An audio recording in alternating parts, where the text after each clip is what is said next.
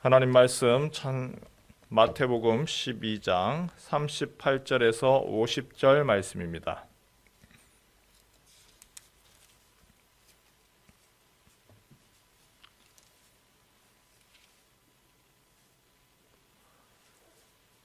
우리 12장 38절에서 45절까지만 읽도록 하겠습니다. 38절에서 45절까지의 말씀만 읽지요.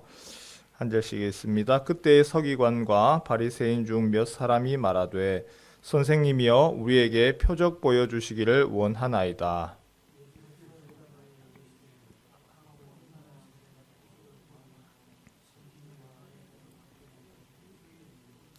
요나가 밤낮 사흘 동안 큰 물고기 뱃속에 있었던 것 같이 인자도 밤낮 사흘 동안 땅 속에 있으리라.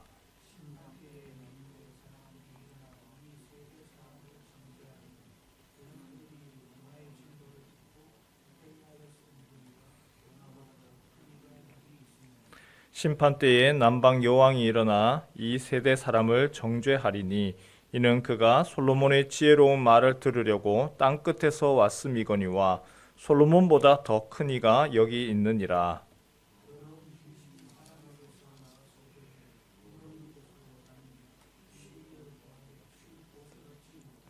이에 이르되 내가 나온 내 집으로 돌아가리라 하고 와 보니 그 집이 비고 청소되고 수리되었거늘 이에 가서 저보다 더 악한 귀신 7을 데리고 들어가서 거하니 그 사람의 나중 형편이 전보다 더욱 심하게 되느니라. 이 악한 세대가 또한 이렇게 되리라. 아멘. 마태복음 12장을 우리가 한번 전체를 한번 볼까요? 12장의 배경이 되는 것이 있습니다. 12장 1절 한번 보죠. 12장 1절에 그때에 예수께서 안식일에 밀밭 사이로 가실새 제자들이 시장하여 이삭을 잘라 먹으니 우리가 잘 아는 안식일에 제자들이 밀 이삭을 잘라 먹은 바로 그 사건입니다. 그래서 바리새인들이 2절에 보니까 예수께 말하되 보시오 당신의 제자들이 안식일에 하지 못할 일을 하나이다. 왜 안식일을 범합니까? 안식일 논쟁이 일어나지요. 예수님 여기에 대해서 뭐라고 이야기하시느냐 하면 8절에 이렇게 이야기하죠. 인자는 안식일의 주인이니라 하시니라. 안식일에 대한 얘기가 나옵니다. 9절부터 시작하여서 21절에는 이번에는 안식일에 병을 고칩니다. 9절과 10절 거기에서 떠나 그들의 회당에 들어가시니 한쪽 손 마른 사람이 있는지라. 사람들이 예수를 고발하려 하여 물어 이르되 안식일에 병 고치는 것이 옳으니까. 사람의 병을 고치는데 안식일은 고치면 안 된다라고 하는 생각에 꽉 사로잡혀 있는 것이죠. 안식일의 주인이 예수님이고 안식일은 바로 하나님의 안식 가운데 들어오라고 하나님이 창조하신 날이죠. 그래서 힘들고 어려운 이들이 하나님의 안식에 들어와라 하지만 유대인들은 율법에 딱 매여서 안식일은 일을 해서는 안 된다. 병을 고쳐서는 안 된다. 예수님이 답답하셔서 너희한테 양 한 마리가 구덩이에 빠져 있는데 그러면 거기에 대해서는 안식일이라고 건지지 않느냐? 당연히 건지죠. 그러면서 사람에 대해서는 치료하지 아니하고 율법주의로 나가는 거 예수님이 야단하셨죠. 거기에 대해서 둘러서 그들에게 잘못을 알려줬습니다. 그렇게 할 때에 바리새인들의 반응이 어떻습니까? 14절 한번 볼까요?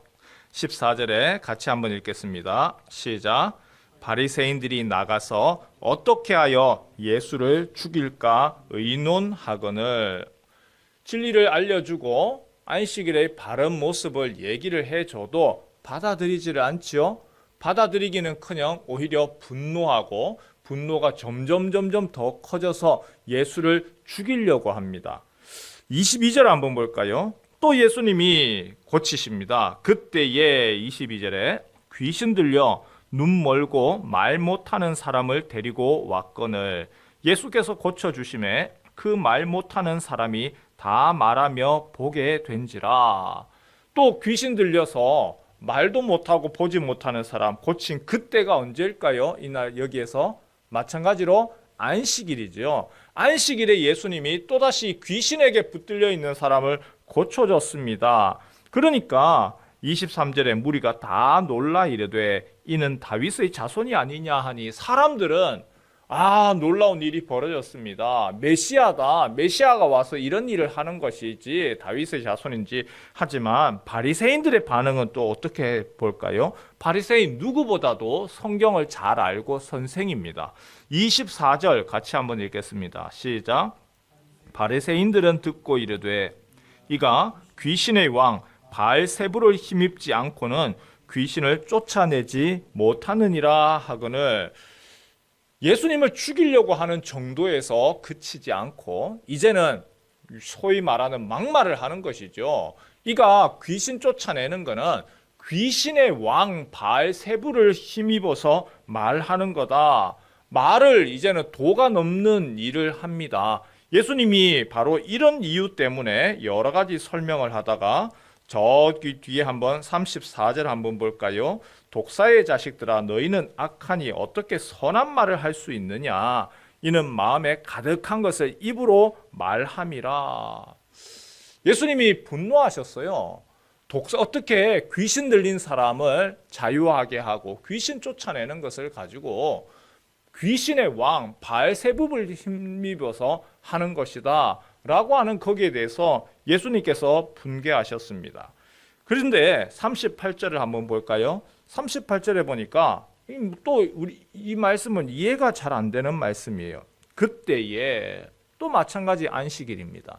안식일인데 지금까지 바리새인들 서기관들이 예수님을 말을 안 들었잖아요.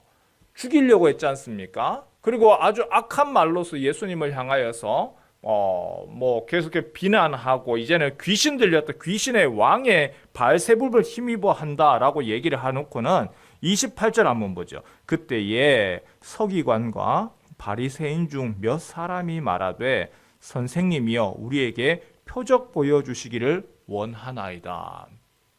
이때까지 많은 것들을 예수님이 보여주셨잖아요. 그런데 또 무슨 새로운 표적을 요구를 합니까? 표적을 보여주면 거기에 대해서 받아들이는 것이 아니라 계속해서 안 좋게 얘기하는 거죠. 여러분 예수님이 말씀을 하시는데 우리 생각에는 예수님이 지금 만약에 여기 오셔서 이 자리에서 말씀을 전하세요. 그러면 예수님이 말씀하시는 걸 다 아멘으로 받아들일 것 같습니까? 그렇지 않다는 거예요. 표적을 보여주고 이적을 보여주고 기적을 보여주면 저건 하나님이 하시는 일이고 메시아가 하는 일이다 받아들일 것 같은데 안 받아들여요. 지금까지도 수많은 표적 방금 보신 것처럼 손 마른 사람을 고쳐주시고 그리고 귀신 들린 사람을 쫓아내시고 이미 구약에서 이야기한 대로 메시아가 오셔서 이 일을 할 거다. 그 표적을 보여줘도 안 받더라는 겁니다. 39절에 예수께서 대답하여 이르시되 악하고 음란한 세대가 표적을 구하나 선지자 요나의 표적밖에는 보일 표적이 없느니라. 너희가 지금까지 내가 많은 표적을 보여줬는데 또 무슨 표적을 기대하느냐. 너희들이 예수님이 그들에 대해서 하는 얘기가 악하고 음란한 세대라. 또 무엇을 기대하느냐. 보여준다고 해서 받아들이겠냐는 거죠. 요즘에 방송에서 뉴스에서 계속해서 얘기하는 그 단어 중에 하나가 새로운 단어, 프레임이라고 하는 단어를 이야기를 합니다. 악의적인 프레임. 그 프레임을 딱 만들어 놓고 거기에다가 갖다 놓더라. 프레임이라고 하는 것은 틀을 말하는 것이죠. 어떤 하나의 프레임, 예를 들어서 창틀, 딱 틀을 맞추어 놓고 그 안에다가 모든 것을 다 끼워 맞추더라. 어떤 이야기를 해도 벗어나지 않더라. 예수님이 지금 이야기하는 얘기가 바로 그 말씀입니다. 악의적인 프레임, 자기들의 딱 그 공식, 여기에 딱 집어넣고 난 후에 예수님이 아무리 얘기를 해도 안 듣고 자기들이 듣고 싶은 것만 듣고 보고 싶은 것만 보고 딱 그 악의적인 프레임 집어넣고는 내가 지금까지 표적을 보여줘도 받아들이지 않으면서 또 무슨 표적을 또 구하느냐. 그러면서 예수님이 하시는 얘기가 악하고 음란한 세대야. 너희에게 보여줄 것은 요나의 표적밖에 보일 표적이 없다. 요나의 표적이 무엇이죠? 요나가 물고기 뱃속에 들어가서 3일 동안 있다가 나오게 된 거. 예수님이 내가 너희에게 보일 표적, 내가 죽어서 십자가에서 죽음 이후에 다시금 장사 지냈다가 다시 살아날 거, 내가 이 표적밖에 무덤에서 부활할 거, 이거 외에는 내가 보일 표적이 더 이상 없다. 그런데 40절에 보지요. 요나가 밤낮 사흘 동안 큰 물고기 뱃속에 있었던 것 같이 인자도 밤낮 사흘 동안 땅 속에 있으리라. 내가 이 표적 너희한테 더 이상 내가 보일 것이 무엇이 있느냐. 41절에 심판 때에 그러나 너희에게는 큰 화가 있다. 니느웨 사람들이 일어나 이 세대 사람을 정죄하리니 이는 그들이 요나의 전도를 듣고 회개하였음이거니와 요나보다 더 큰 이가 여기 있으며. 요나 시대 사람들, 하나님이 요나에게 이야기를 하셨잖아요. 저들의 악이 아주 극에 달해서 너무나 악하여서 내가 저들을 심판하겠다. 하지만 요나가 거부하다가 물고기 뱃속에서 사흘 있고 난 후에 가서 외치죠. 그럴 때에 니느웨 성 사람들이 3일 길을 걸어야 되는데 하루만 외쳤음에도 불구하고 그들이 회개하고 돌아왔습니다. 니느웨 사람들이 너희들한테 정죄할 거다. 왜 그러한 복음을 들었음에도 불구하고 돌이키지 않느냐고. 너희는 요나 시대의 니느웨 사람보다 더 악하다. 42절 말씀. 심판 때에는 남방 여왕이 일어나 이 세대 사람을 정죄하리니 이는 그가 솔로몬의 지혜로운 말을 들으려고 땅 끝에서 왔음이거니와 솔로몬보다 더 큰 이가 여기 있느니라. 솔로몬 시대 때의 남방 여왕 스바 여인을 얘기를 하죠. 스바 여왕이 먼 곳에서부터 와서 솔로몬의 그 지혜의 말씀을 들었습니다. 그런데 지금은 솔로몬보다 더 큰, 솔로몬의 지혜보다 더 뛰어나고 완전하신 분이 말씀하시고 예수님이 지혜를 일러줘도 듣지 않더라. 받아들이지 않더라. 한마디로 이 세대의 불신앙적인 그러한 완악한 태도를 지적하신 것이죠. 마음의 문제 참 무서운 것 같아요. 이미 마음을 딱 닫아 걸고 듣지 않으려고 하면요. 아무리 그 얘기를 하고 표적을 보여줘도 안 듣고 그것을 받아들이지 않습니다. 그런데 오늘 우리가 눈여겨볼 것 하나가 더 있습니다. 안 듣겠다고 딱 작정하고 있어요. 어떤 표적을 보여줘도 거부하려고 이미 마음을 딱 완악한 그 프레임에 딱 잡혀 있어요. 그럴 때에 예수님이 어떻게 하십니까? 강제로 그들의 마음을 탁 여시고 그들에게 하십니까? 그렇게 하지 않습니다. 인격적으로 예수님 말씀하시고 계속해서 이야기하시고 보내셔도 듣지 아니하면 더 이상 거기에 대해서 예수님도 거기에 대해서는 강제로 하지 않으시죠. 오늘 우리 시대도 마찬가지인 것 같아요. 하나님이 성경 안에서 계속 얘기하시는 거, 하나님을 등지고 온 이들에 대해서 하나님이 강제로 그들을 어떻게 하지 않으셨습니다. 종들을 보내시고 선지자들을 보내시고 그의 아들까지 보내셔서 구원의 길을 하나님이 초청하시고 인도하시죠. 창세기부터 시작해서 성경 전반에서 하나님이 사람을 창조하시고 로봇으로 하지 않으시고 하나님은 말씀하시고 인격적으로 요청하시고 부르시고 초청하셨지 강제로 그렇게 하지는 않으십니다. 부자의 나사롯 이야기 아시죠? 부자의 집에 있던 나사로, 거지 나사로가 죽었습니다. 부자도 죽었습니다. 그리고 뜨거운 지옥 형벌에 갔습니다. 가만히 보니까 부자는 그 뜨거운 지옥 형벌에 너무 괴로운데 나사로는 아브라함의 품에 있습니다. 부자가 죽게 요청합니다. 아버지요, 내 형제들 5형제들한테 이 나사로를 보내주셔서 이 뜨거운 형벌에 오지 아니하도록 그들이 회개하도록 해주십시오. 그런데 주님이 뭐라고 이야기하시죠? 거기에는 이미 모세와 선지자가 있다. 복음을 전하고 그리고 가르치고 말씀을 전하는 이들이 있다. 아니요 아버지요. 죽은 나사로가 가지 아니하면 내 형제들은 돌이키지 않을 겁니다. 그런데 뭐라고 이야기하시죠? 누가복음 16장 31절에 이르되 모세와 선지자들에게 듣지 아니하면 비록 죽은 자 가운데서 살아나는 자가 있을지라도 권함을 받지 아니하리라. 주님이 말씀하시는 것을 들을 수 있어야 되고 그 마음이 준비되는 것이 그게 복입니다. 여러분, 똑같은 복음이 전해졌음에도 불구하고 받아들이는 사람이 있는 반면에 아주 끝까지 거부하는 사람들이 있습니다. 그 부분에 대해서는 그것은 복음을 전하는 자의 문제가 아니고 받아들이는 사람의 마음의 문제인 것이죠. 어떤 표적을 보여줘도 어떤 복음을 전거해도 나는 거부하겠다라고 하는 것은 거기에 대해서 다른 어떠한 방도가 없어요.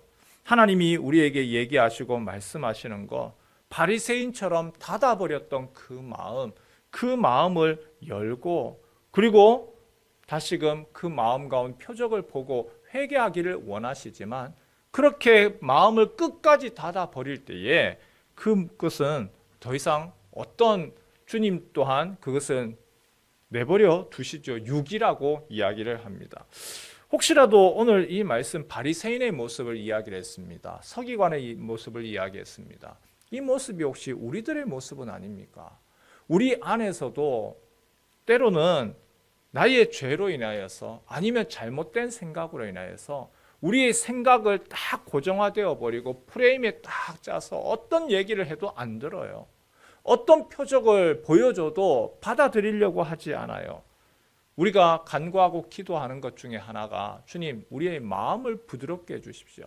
하나님이 말씀하시고 예수님이 오셔서 말씀하시고 또한 그의 종들을 통해서 말씀하시는데 받아들이고 또한 그 부분에 대해서 수용하고 그러한 부드러운 좋은 밭이 되어야 되는데, 이미 딱딱한 밭이 되어 있으면 예수님이 오셔도 그 말씀을 듣지도 않고 어떠한 표적을 보여줘도 그 말씀의 가운데 심겨지지가 않습니다. 우리가 이 아침에 기도할 때에 주님, 나 자신이 부드러운 옥토가 되게 하시고, 또한 우리가 기도할 거, 우리 주변에 가족들이 있고 이웃들이 있고 또한 복음을 전할 사람들이 있죠. 그분들의 마음을 부드럽게 해주십시오. 딱딱하게 굳은 상황에서는 오늘 보신 것처럼 옆에서 친구들이 이야기를 하고 이런저런 상황을 통하여서 하나님이 또한 구원의 길로 인도하셔도 거부합니다. 막습니다. 배격하는 것이죠. 주님, 나 자신이 먼저 들을 수 있는 귀를 열어주시고 부드러운 마음을 허락하시고 또한 우리가 전도해야 할 우리의 가족들, 이웃들, 그리고 그들의 마음을 부드럽게 하셔서 복음의 씨앗이 심겨지게 하옵소서 간구하고 기도하는 이 아침이 되시기를 주님의 이름으로 축원합니다.